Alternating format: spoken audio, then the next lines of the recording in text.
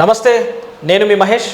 అందరి న్యూస్ ద్వారా ఈరోజు రాష్ట్ర ప్రజలందరికీ కాంగ్రెస్ ప్రభుత్వం చెప్పినటువంటి మాట, నూతన రేషన్ కార్డుల ప్రక్రియ మొదలవుతుంది అని చెప్పేటువంటి మాటని అందరి న్యూస్ ద్వారా ఉప్పల్ సర్కిల్కి సంబంధించినటువంటి సివిల్ సప్లై అధికారి మనము బాలరాజు గారి దగ్గరకు వచ్చాము. అయితే ఆయన ఏం మాట్లాడతారు, అసలు నూతన రేషన్ కార్డుల ప్రక్రియ ఎప్పుడు మొదలవుతుంది, రేషన్ కార్డులు అసలు ఇస్తారా లేదా, లేకపోతే ఇవన్నీ మాయమాటలా అనేటువంటి విషయాలను ఆయన అడిగి తెలుసుకుందాం. సార్ నమస్తే. సార్ చెప్పండి, రేషన్ కార్డుల ప్రక్రియ ఎప్పుడు మొదలవుతుంది, ఏంది, అసలు అవుతుందా కాదా? రేషన్ కార్డు ప్రక్రియ అంటే ఇప్పటి వరకు మన దగ్గర ఉన్న కార్డ్ పొజిషన్ చెప్తాను. ఇప్పటి వరకు టోటల్గా ఉన్నది 1,81,70 కార్డులు ఉన్నాయండి. వాళ్ళకు ఇక్కడ ఉప్పల్ సర్కిల్లో ఓకే, వాళ్ళకు 17,37,720 కిలోల ధాన్యాన్ని, పీడిఎస్ బియ్యం కానీ గోధుమలు కానీ మేము వాళ్ళకి సప్లై చేస్తున్నాము. మేము అలా నూతన రేషన్ కార్డులు ఇస్తాము అని చెప్పి మన రాష్ట్ర ముఖ్యమంత్రి గారు చెప్తున్నారు, అలాగే కమిషనర్ గారు కూడా చెప్తున్నారు. అది మా ఇంకా టైం మాత్రం మాకు చెప్పలేదు. టైం ఎప్పటి నుంచి ఇస్తారు అని టైం మాకు చెప్పితే మేము దాని ప్రకారంగా. ఇప్పుడు అన్ని రేషన్ షాపులు అన్నీ కూడా, అంటే మీ సర్కిల్ ఉప్పల్కి సంబంధించినటువంటి సర్కిల్లో రేషన్ షాపులు అన్నీ కూడా సక్రమంగా తెరుస్తున్నారా లేదా, వాళ్ళు నిజంగా ప్రజలకు బియ్యం కానీ నిత్యావసర సరుకులు కానీ అందజేస్తున్నారా, లేకపోతే బ్లాక్లో అమ్ముకుంటున్నారు అనేటువంటి ఏదన్నా మీకు సమాచారం ఉందా? మాకు అటువంటి సమాచారం ఉంది. ఇక బ్లాక్లో అమ్ముకుంటున్నారు అని అంటే ఈ మధ్య 3-4 కేసులు కూడా చేశాము, 3 రైడింగ్లు కూడా చేశాము. వాళ్ళు కొంత 90% మాత్రం అందరూ బాగానే తెస్తున్నారు. ఒకరిద్దరు వాళ్ళ ఆరోగ్య పరిస్థితి బాగాలేకనో ఏమో వాళ్ళు కొద్దిగా వెనక ముందు ఆడుతున్నారు, తెరవట్లేదు.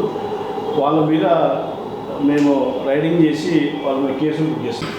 మరి రేషన్ షాపులలో బియ్యాన్ని అమ్ముకుంటున్నారు అని చెప్పి మీకు తెలిసినాక కూడా 3-4 కేసులు చేయడం ఏంటి సార్? రేషన్ షాపులు నిరుద్యోగులు ఎంతోమంది ఉన్నారు కదా, ఇట్లాంటి పందికొక్కుల్లాగా మిక్కేటువంటి వాళ్ళకి ఎందుకు ఇవ్వాలి మీరు కేసులు చేసి? మళ్ళా అంటే ఇప్పుడు అటువంటి వాళ్ళు ఏం చేస్తున్నారంటే రేషన్ కార్డుదారులు కొని వాళ్ళు అమ్ముకుంటున్నారు. వాళ్ళు అటువంటి వాటిపైన కఠిన చర్యలు ఉంటాయి. ఇక నుండి మీ ముందు చెప్తున్నాను, వాళ్ళ కార్డు కూడా కట్ అవుతాయి అని చెప్పి మీరు కూడా. ఎట్లా గుర్తిస్తారు మీరు? ఇప్పుడు రేషన్ కార్డు ఉంది, నాకే ఉంది కార్డు, నేను పోయి బియ్యం తీసుకొని నేను ఎవరికో బయట వాళ్ళకి అమ్ముకుంటా, మీరు నన్ను ఎట్లా గుర్తిస్తారు? అంటే అమ్ముతున్నప్పుడు పోయి పట్టుకుంటే, రెడ్ హ్యాండ్గా పట్టుకుంటే అప్పుడు వాళ్ళ మీద కఠిన చర్యలు తీసుకుంటాం మేము. పీడిఎస్ వాళ్ళు రాత్రి పూట 4 గంటలకు 3 గంటలకు వచ్చి కలెక్ట్ తీసుకుపోతున్నారని మాకు తెలుస్తుంది. వాళ్ళు అటువంటి వారిపై కూడా చర్యలు తీసుకుంటాం, త్వరలో తీసుకుంటాం. ఇప్పుడు చౌహాన్ గారు అని కమిషనర్ గారు మా ఐపీఎస్ ఆఫీసర్గా ఉన్నారు. అతను చాలా నిక్కచ్చి మనిషి, ఆయన చాలా స్ట్రిక్ట్ మనిషి. కాబట్టి అతని ప్రోద్బలంతో ఇప్పుడు కేసులు మొన్న 3-4 కేసులు చేశాము. ఇక్కడ పీడిఎస్ దందాలు ఎవరో చేస్తున్నారో వాళ్ళ మీద ఈ మధ్య మల్కాజ్గిరిలో 3 కేసులు చేశాము.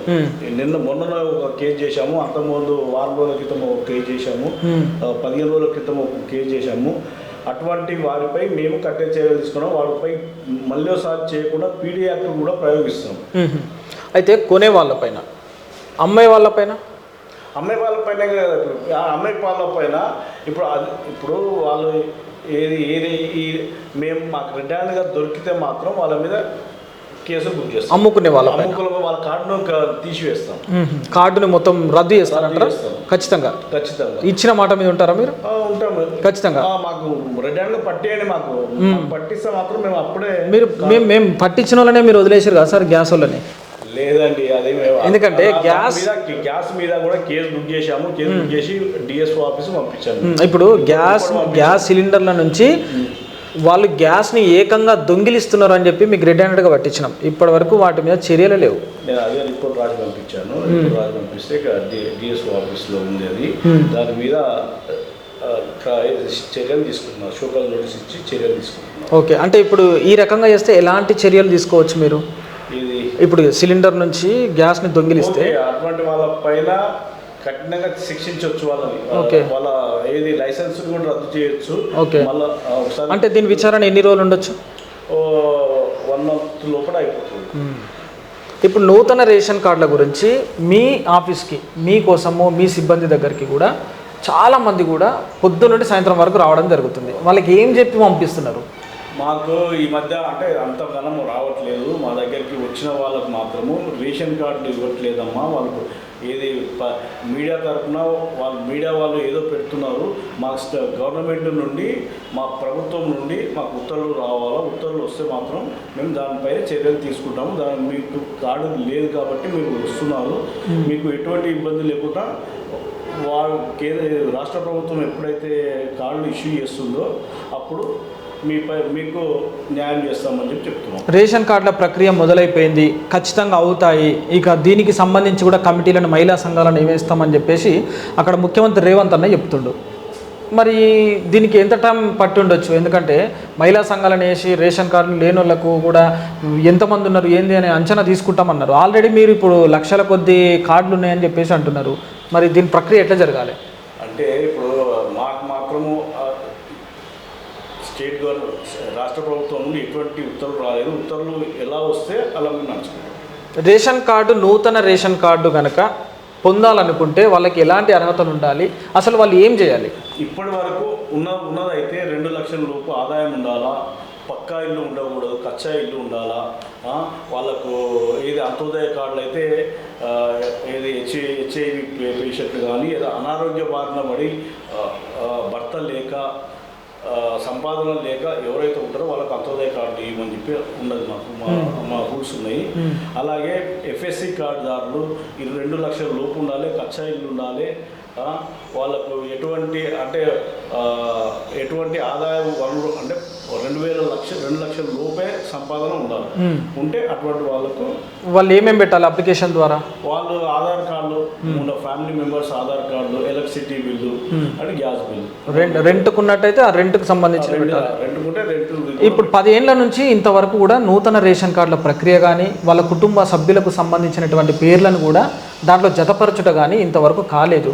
ఒక్కవేళ అంటే 10 ఏళ్ల కింద పెళ్లి చేసుకున్న వాళ్ళకు రేషన్ కార్డు భార్యాభర్తకు ఉంది, పిల్లలు పుట్టిన తర్వాత వాళ్ళు ఇప్పుడు ఒక 10 ఏళ్ళలో 9 ఏళ్ళకు వచ్చారు, వాళ్ళ పేర్లు జతపరచాలంటే మళ్ళీ దాంట్లో కార్డులోకి రప్పించాలంటే అంటే ఇప్పుడు కార్డుల రాష్ట్ర ప్రభుత్వం ఏమో నిర్ణయించలే కాబట్టి దాని మీద ఇప్పుడు రాష్ట్ర జనాభా కంటే కార్డులు ఎక్కువ అనే ఇదిలో ఉన్నారు కాబట్టి అటువంటి వారికి కూడా న్యాయం చేస్తాము. రాష్ట్ర ప్రభుత్వం ఎప్పుడైతే ఇస్తుందో రాష్ట్ర ప్రభుత్వం నిర్ణయించుకోవాలి, రాష్ట్ర ప్రభుత్వం నిర్ణయించుకుంటే అప్పుడు మేము కార్డులు ఇవ్వడానికి సుముఖంగా ఉన్నాం. అయితే ఇప్పుడు ఇంత అంటే ఒకవేళ రాష్ట్ర ప్రభుత్వం కనుక గ్రీన్ సిగ్నల్ ఇస్తే వాళ్ళ పిల్లల పేర్లు కానీ ఎవరైనా మిస్సింగ్ అయినటువంటి పేర్లను కానీ చేర్చుకోవచ్చా? ఈ చేర్చుకునేటువంటి ప్రక్రియ ఎట్లుంటుంది సార్? అంటే ఇప్పుడు కొన్ని మీ సేవ ఇప్పుడు మాకు రేషన్ కార్డు ఉంది సార్, మా దాంట్లో పిల్లలది యాడ్ కాలేదనుకోండి, మేము ఏం చేయాల్సి వస్తుంది? మీరు మీ సేవకి వెళ్ళేసి లేదంటే ప్రజాపాలనకి వెళ్ళి మీరు అప్లై చేసుకోవచ్చు. అప్లై చేసుకుంటే అది ఇక్కడ రెక్టిఫై అవుతుంది. ఇక్కడ అంటే మీ సేవకు అప్లై చేస్తే ఇక్కడ మా దగ్గర మా సిస్టంలో వస్తుంది. కాబట్టి అటువంటి వాటిని కూడా ఎంక్వైరీ చేసుకుని మేము సిద్ధంగా పెట్టాము. ఇప్పుడు వరకు ప్రజాపాలనది ఇంకా మా వరకు రాలేదు. అది ప్రజాపాలన కూడా వస్తే అది కూడా మేము సిద్ధం చేసుకుంటాము. అటువంటి 1 లక్ష వరకు అంటే నియర్లీ 1 లక్ష వరకు ఉండొచ్చు బహుశా మా దగ్గర. మేము ఎప్పుడైతే వాళ్ళు ప్రభుత్వము నిర్ణయిస్తుందో ఆ రోజు మేము ఇవ్వడానికి సిద్ధంగా ఉన్నాం. 10 ఏళ్ల కింద మాకు రేషన్ కార్డే ఉంది అనుకుందాం, అట్లా ఎంతో మందికి నేను ఉదాహరణ చెప్తున్నా. ఇచ్చినటువంటి రేషన్ కార్డు అప్పుడు తెల్ల రేషన్ కార్డు. ఈ 10 ఏళ్ల నుంచి పిల్లల్ని జత చేయడం కానీ లేకపోతే వాళ్ళ కుటుంబ సభ్యులను జత చేయడం కానీ కుదరలేదు, ఎందుకంటే ఆ సిస్టమ్ అనేది జరగలేదు. ఓకే, ఈ 10 ఏళ్లలో ఒక 50 గజాలు 60 గజాలు స్థలం కొనుక్కొని ఇల్లు కట్టుకొని ఉంటే ఇప్పుడు పిల్లలని అందులో జత చేయాలనిపిస్తే మీరు అప్పుడు నాకు పక్కా ఇల్లు నిర్మాణం ఉంది కాబట్టి మీకు తెల్ల రేషన్ కార్డు తీసేయాల్సి వస్తుంది, లేకపోతే లేదు మీకు ఇది మొదటనే అలాట్మెంట్ అయింది కాబట్టి మీరు మధ్యలో ఇల్లు కొనుక్కున్నారు కాబట్టి దీనికి సంబంధం లేదు అని అంటారా? దీని వ్యత్యాసం ఎట్లా?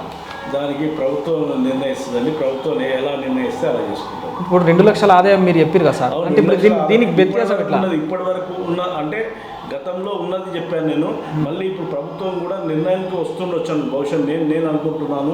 ప్రభుత్వం నిర్ణయానికి వస్తుంది. ఇప్పుడు 5 lakhs 4 lakhs పర్ చెయ్యొచ్చు అని చెప్పి నా ఉద్దేశం చెప్తున్నాను నేను. అలా ఆదాయం కూడా పెంచుతారు. మీరు ఒకవేళ సివిల్ సప్లై అధికారిగా ఇన్ని సంవత్సరాలు మీరు పదవిలో ఉన్నారు, మీరు ఒక అధికారిగా ఉన్నారు కాబట్టి ప్రజలు వచ్చినప్పుడల్లా వాళ్ళు ఎక్కువగా సఫర్ అయినటువంటి సమస్య ఏ సమస్య? అంటే కార్డు లేదని మా పిల్లలను ఎన్ని రోజులు అవుతుంది మేము యాడ్ చేయక ఏది మేము మీ సేవకు వెళ్ళేసి అప్లై చేసుకున్నాం, మాకు ఇంతవరకు కార్డు లేదని 2016 నుండి ఇప్పటి వరకు వస్తున్నారు. వాళ్ళకు సమాధానం చేసి పంపిస్తున్నాం. గవర్నమెంట్ నిర్ణయించాలి, గవర్నమెంట్ నిర్ణయించినప్పుడే మేము ఇస్తాము అని చెప్పి పంపిస్తున్నాం. ఓకే, రేషన్ షాపులకు సంబంధించి మీరు ఏదైనా సులువైన పద్ధతిగా బయోమెట్రిక్ విధానం ద్వారా ఇప్పుడు ఏవైతే నిత్యావసర సరుకులు తీసుకుంటున్నారో దాంతోపాటు ఇంకేదన్నా దోపిడీ జరగకుండా ఏదైనా ఆలోచన ఉందా? అంటే ఇప్పుడు బయోమెట్రిక్ ఇస్తున్నాం కాబట్టి బయోమెట్రిక్ మించి అయితే మనము ఏం చేయలేము. బయోమెట్రిక్ ఉంది, ఐరిష్ ఉంది, అటువంటి వాటి ఇప్పుడు కార్డుదారులు ఏం చేస్తున్నారంటే వాళ్ళు ప్రభుత్వానికి తెలియకుండా వాళ్ళు అమ్ముకుంటున్నారు. కాబట్టి అటువంటి వారిపై చర్యలు తీసుకోవాలి. రేషన్ షాప్కి సంబంధించిన డీలర్లు ఇట్లాంటి తప్పులు చేయలేదంటారా, చేస్తలేరంటారా? నాకు తెలిసినంత మొత్తము ఇప్పుడు రేషన్ డీలర్లు ఎవరు చేయడానికి వీల్లేదు. అక్కడ బయోమెట్రిక్ ఉంది కాబట్టి వాళ్ళు ఎటువంటి అవకాశం లేదు. వాళ్ళ మీద అవకాశం వస్తే మేము పోయి కేసులు చేస్తున్నాం వాళ్ళపైన. అటువంటి ఇప్పుడు మళ్ళీ కొత్త రేషన్, ఇప్పుడు జనాభా పెరుగుదల వచ్చింది, నూతన రేషన్ షాపులను పెంచే దిశగా ఏమైనా ఆలోచన ఉండొచ్చా? వచ్చేటువంటి సర్కిల్ మీ సర్కిల్లో ఓకే, రాష్ట్ర ప్రభుత్వం నిర్ణయిస్తుందండి. రాష్ట్ర ప్రభుత్వం అంటే మీకున్న ఐడియా ప్రకారం జనాభా ప్రకారం అవసరం ఉందా, లేకపోతే లేదు ఈ షాపులతో మేము సరిపెట్టొచ్చు అంటారా? సర్కిల్లో అవసరం ఉన్నా కానీ అదేది ఇప్పుడు లీవ్లో వెళ్ళిన వాళ్ళు కానీ రిజిగ్నేషన్ చేసిన వాళ్ళు కానీ అటువంటి షాప్స్ ఉన్నాయి. నోటిఫికేషన్ ఇచ్చి దాని మీద ఏమైనా టర్మ్స్ అండ్ కండిషన్స్ ఏమున్నాయో వాటిని ఇది చేస్తే భర్తీ చేయొచ్చు అంటారు. చేయొచ్చు. అది వాళ్ళకి కొత్తగా నోటిఫికేషన్ ఇచ్చినప్పుడు ఒకవేళ నూతన రేషన్ షాపును కనుక తీసుకోవాలనుకునే వాళ్ళకు ఎలాంటి అర్హతలు ఉండాలి? ఎస్ఎస్సి పాస్ అయి ఉండాలి. వాళ్ళకు ఇది మన డిఎస్ఓ మెడ్చల్ మన ఆఫీసర్ గారిని కలిస్తే మనకు టర్మ్స్ అండ్ కండిషన్స్ ఏమున్నాయి అవన్నీ చెప్తారు. మీరు ఒక్కసారి వెళ్ళి ప్రజలందరి నుంచి ఉన్నటువంటి ఒక రెగ్యులర్ సమస్య, ప్రతి ఇంట్లో ఉన్నటువంటి సమస్య ఏంటంటే ప్రతి గ్యాస్ని కొనుగోలు చేసినప్పుడు బుక్ చేసుకున్న తర్వాత ఇంటికి వచ్చినప్పుడు ఆ గ్యాస్ సిలిండర్ ధర కంటే 10 నుంచి 50 రూపాయల వరకు కూడా ఎక్కువ వసూలు చేస్తున్నారు. ఈ వసూలు చేసేటువంటి క్రమంలో మీకు అధికారికి కానీ అక్కడ గ్యాస్కి సంబంధించినటువంటి యజమానులకు కానీ ఎన్నిసార్లు చెప్పినా కూడా ఈ సమస్య మాత్రం తీరడం లేదు. ఎందువల్ల? మీరేమైనా గ్యాస్కు సంబంధించినటువంటి ఏజెన్సీ వాళ్ళతో కుమ్మక్క? అది చాలా తప్పండి. అది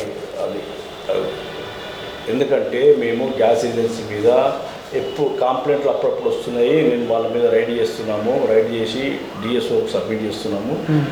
డిఎస్ఓ నుండి కమిషనర్ ఆఫీస్కి వెళ్తున్నాయి. అక్కడ పరిష్కారం అవుతాయి. మేము కేసులు చేయడం పరిష్కారం అవుతలేవు సార్. ఎన్నో సమస్యలల్లా ప్రధాన సమస్యనే సిలిండర్కి సంబంధించినటువంటి సమస్య. ప్రజలారా, మనం ఉప్పర్ సర్కిల్లోని సివిల్ సప్లై డిపార్ట్మెంట్ బాలరాజ్ సార్తో ఉన్నాం.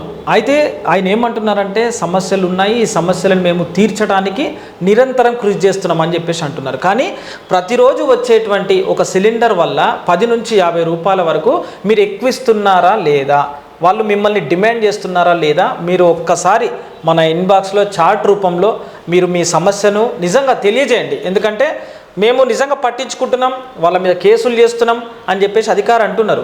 కానీ వాళ్ళు నిజంగా వసూలు చేస్తున్నారా లేదా, ఒకవేళ ఈయన ఎడల వాళ్ళ మాట్లాడేటువంటి భాష విధానము ఏ రకంగా ఉంటుందో మీరు చెప్పండి. నిజంగా సార్, ఎందుకంటే చాలామంది కూడా ఇంట్లో మహిళలు ఉన్నప్పుడు వాడు 10, 20, 30 లేకపోతే ఇవ్వకపోతే ఆ సిలిండర్ లేదు, లేకపోతే మేము పైకి రాము, మీరు ఒకవేళ ఫస్ట్ ఫ్లోర్లో ఉంటే మేము రాము, కింద పెట్టి వెళ్ళిపోతాము అని ఈ రకంగా దౌర్జన్యాన్ని కూడా పాల్పడుతున్నారు. ఎందుకంటే వాళ్ళు గ్యాస్ ఈ గోడౌన్ నుండి గ్రౌండ్ ఫ్లోర్ వరకు తీసుకొస్తారు. వాళ్ళు ఫస్ట్ ఫ్లోర్ ఉంటాడు, సెకండ్ ఫ్లోర్ ఉంటాడు, ఫోర్త్ ఫ్లోర్ ఉంటాడు. అక్కడ 10-20 ఆశిస్తారు. 10-20 మనం 10-20 ఇవ్వచ్చు వాళ్ళ ఇవ్వచ్చు అంటారు. మీరు ఇవ్వచ్చు అంటారు. 15 రూపాయలు మాత్రము గతంలో ఉంది, 15 రూపాయలు మాత్రం ఛార్జ్ ఉంది. ఇప్పుడు 10-20 ఇవ్వచ్చు అంటారు. 15 రూపాయలు ఉంది కదా, దాంట్లో ఉంది కదా, 15 రూపాయలు ట్రాన్స్పోర్ట్ ఛార్జ్ ఉంది. 15 రూపాయలు మాత్రం ఇవ్వచ్చు. కానీ అంతకే మించి అడిగారనుకో వాళ్ళ మీద మాకు రిపోర్ట్ ఇవ్వండి. మాకు అర్జీ పెట్టండి, మీరు పెడితే వాళ్ళ మీద యాక్షన్ తీసుకుంటాం. అంటే ఇప్పుడు 15 రూపాయలు ఇవ్వచ్చు అంటే ఒక కన్జ్యూమర్ ఇవ్వాలా 15 రూపాయలు? Transport charge. ట్రాన్స్పోర్ట్ ఛార్జ్ దానికి మించి ఎక్కువ ఇవ్వద్దు. కాకపోతే దీనికి మించి కాదు సార్, దీనికి 3 ఇంతలు అడుగుతారు కదా. అది ఎవరైతే అడుగుతున్నారో వాళ్ళ మీద నాకు రిపోర్ట్ ఇవ్వండి. మీకు రిపోర్ట్ వచ్చినాయి కదా సార్, మీకు కంప్లైంట్ కూడా వచ్చినాయి? కంప్లైంట్ ఈ మధ్య రాలేదు, నేను వచ్చిన కాలం నుండి ఇంతవరకు రాలేదు. ఓకే, ఖచ్చితంగా రాలేదంటారు? రాలేదు, ఇంతవరకు రాలేదు. మీరు నిఖార్స్గా పనిచేస్తున్నా అంటారు. నేను చెప్తున్నా కదా, నాకు ఇంతవరకు అటువంటి అర్జీలే రాలేదు. నాకు అర్జీలు వస్తే మాత్రం ఇమీడియట్గా పోయి నేను వాళ్ళ మీద రైడ్ చేస్తున్నాను, వాళ్ళ మీద కేసులు పెడుతున్నాను. ఓకే, ఇలా రేషన్ కార్డుల ప్రక్రియ కనుక రేవంత్ అన్న ముఖ్యమంత్రి కనుక ప్రక్రియను మొదలు పెడదాం, గ్రీన్ సిగ్నల్ ఇస్తే కనుక మీరు మీ ఆఫీస్లో ఉన్నటువంటి సిబ్బందితో ప్రజలకి ఇబ్బందులు కలగకుండా తండోపతండాలుగా వచ్చినా కూడా మీరు ఎలాంటి చర్యలు తీసుకోబోతున్నారు? వాళ్ళకి ఇప్పుడు మీరేమైనా ఇచ్చే సూచనలు? మేము రాష్ట్ర ప్రభుత్వం కార్డులు ఇస్తున్నాము అని చెప్పగానే మేము మా సిబ్బందితో వాళ్ళకి ఎటువంటి చర్యలు, ఎటువంటి ఇబ్బంది లేకుండా మేము 24 hours అయినా కూర్చొని పనిచేస్తాం. వాళ్ళకి ఏమైనా సజెషన్స్ ఇస్తారా? పలానా సర్టిఫికేట్ తీసుకురావాలి, లేకపోతే పలానా జిరాక్స్ తప్పనిసరి తిరిగిపోవద్దు అని ఏమైనా చెప్పగలుగుతారా? ఓకే, వాళ్ళకి ఏమి ఇప్పుడు అప్లికేషన్తో పాటు ఆధార్ కార్డులు, ఫ్యామిలీలో ఎంతమంది ఉన్నారో అంతమంది ఆధార్ కార్డులు, వాళ్ళు ఏ పని చేస్తున్నారో దాని ఏదైనా సర్టిఫికేట్ ఉంటే సర్టిఫికేట్ జత చేయాలి. దాంతో పాటుగా ఆధార్, ఇది bank details and gas book, electricity bill, ఇవి 5 అటాచ్ చేస్తే మాత్రం ఇప్పటి వరకు ఒక అంటే గతంలో ఉన్నటువంటి అధికారుల నిర్లక్ష్యానికి ఇప్పుడున్నటువంటి ఒక 4-5 అంతస్తుల బిల్డింగ్ ఉన్న వాళ్ళకు కూడా వాళ్ళకు ఒక కారు ఉన్నా కూడా వాళ్ళకు తెల్ల రేషన్ కార్డు ఉన్నది. దాని పరిస్థితి ఎట్లా? మేము దాన్ని అటువంటి కేసులు వస్తే మాత్రమే అటువంటి కేసు రావు కదా సార్, వాళ్ళ మీద ఎవరు కేసు వేయాలి? అటువంటి వారిని మా దృష్టికి వస్తే వాళ్ళపై కఠిన చర్యలు తీసుకుంటాం. మేము ఇంతవరకు రాలేదు, మాకు వస్తే మాత్రం చర్యలు తీసుకుంటాం. మేము కూడా అందరి న్యూస్ తరపు నుంచి ఖచ్చితంగా ఎక్కడ అవినీతి జరిగినా, ఎక్కడ ఇబ్బందులు తలెత్తినా ప్రజలకు ఖచ్చితంగా మేము దృష్టికి తీసుకొస్తాం. చూస్తున్నారుగా ప్రజలారా. అయితే ఉప్పల్ సర్కిల్లోని సివిల్ సప్లై అధికారితో మనం ఇంతసేపు కూడా ముచ్చటించినాం. నూతన రేషన్ కార్డుల ప్రక్రియ మొదలవ్వగానే ఖచ్చితంగా 24 గంటలైనా సరే రాత్రింబవలైన తేడా లేకుండా మాత్రం నేను నిరంతరం పనిచేసి రేషన్ కార్డుల ప్రక్రియ విషయంలో మాత్రం నేను ఖచ్చితంగా నా తోటి సిబ్బందితో పని చేస్తా. ఆ పనిని చేసి ప్రజలకు ఎలాంటి ఇబ్బందులు తలెత్తకుండా నేను చూస్తా అని చెప్పేసి అంటున్నారు. రెండవది, గ్యాస్కి సంబంధించినటువంటి విషయంలో ఎక్కడ అవినీతి జరిగినా, రేషన్ షాపులకు సంబంధించినటువంటి విషయంలో ఆ బియ్యానికి సంబంధించి ఎక్కడ అమ్మకాలు కొనుగోలు జరిగినా కూడా మాత్రం మా దృష్టికి వచ్చినా, మాకెవరన్నా ఇన్ఫర్మేషన్ ఇచ్చినా కూడా ఖచ్చితంగా నేను కేసులు చేస్తా. వాళ్ళ షాపులను కూడా వాళ్ళకు కాకుండా రద్దులు చేస్తా, వాళ్ళ లైసెన్స్ను రద్దుని చేస్తా అని చెప్పేసి ఆయన అంటున్నారు. ఇమ్మీడియట్లీ ఎక్కడ ఎలాంటి సమస్య ఉన్నా కూడా నిజంగా ఆయనకు సంబంధించినటువంటి ఫోన్ నంబర్ని కూడా అందరి న్యూస్లో నేను స్క్రోల్ చేయడం జరుగుతుంది. ఖచ్చితంగా మీరు అధికారితో నేరుగా సంప్రదించేటువంటి అవకాశం కూడా నేను కల్పిస్తున్నా. చూస్తూనే ఉండండి అందరి న్యూస్. నేను మీ మహేష్. జై హింద్.